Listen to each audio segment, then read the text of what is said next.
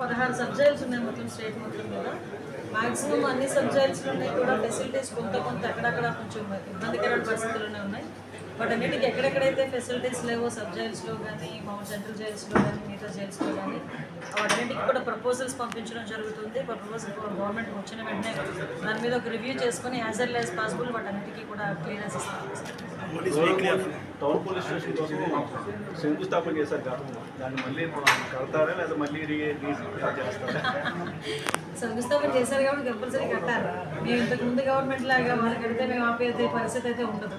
అటువంటిది ఏమీ లేదు. డెఫినెట్గా అభివృద్ధి అన్నది నిరంతరాయంగా ముందుకెళ్ళాలి, కానీ అక్కడ కూడా బ్రేక్ రాకూడదు. లాస్ట్ మన గవర్నమెంట్ చూస్తే 2019లో 24 పరిస్థితి ఏమైందంటే 2019 ఎలక్షన్కి ముందు ఏ కార్యక్రమాలు జరిగినాయో అవి ఎక్కడైతే ఉన్నాయో అక్కడితోనే స్టాప్ అయిపోయింది.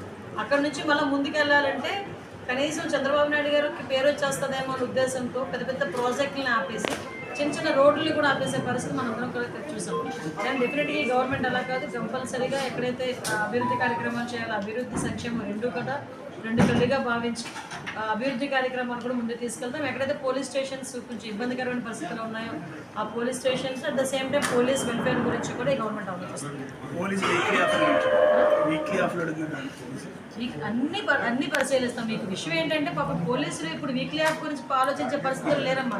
కనీసం మా డ్యూటీలు మేము గౌరవంగా చేసుకోవడానికి ఒక అవకాశం ఇచ్చారు అన్న తృప్తితో ఉన్నారు ఈరోజు పోలీసులు. కావాల్సిన మేము లేని సమక్షంలో పోలీసులు ఈరోజు మాట్లాడుకోండి. వాళ్ళు ఒకటే చెప్తున్నారు, ఈరోజు మేము కాకి చొక్కాకి న్యాయం చేసేటట్టుగా మా పని మేము చేసుకుంటున్నాం. ఇంతకుముందు పరదాలు కట్టడానికి, చెట్లు కొట్టడానికి, లేకపోతే తెలుగుదేశం పార్టీ ఇళ్ళ దగ్గర కాపలా కాయడానికే మా ఉద్యోగాలన్నీ సరిపోయినాయి. కానీ ఈరోజు కంపల్సరీగా మా కాకి చొక్కాకి గౌరవం ఇచ్చేటట్టుగా, పోలీస్ అంటే గర్వపడేటట్టుగా ఈరోజు మా పనులు మేము చేసుకుంటున్నాం, మా వృత్తి మేము ముందుకు తీసుకెళ్తున్నామని చెప్పి చాలా గర్వంగా ఉన్నారు.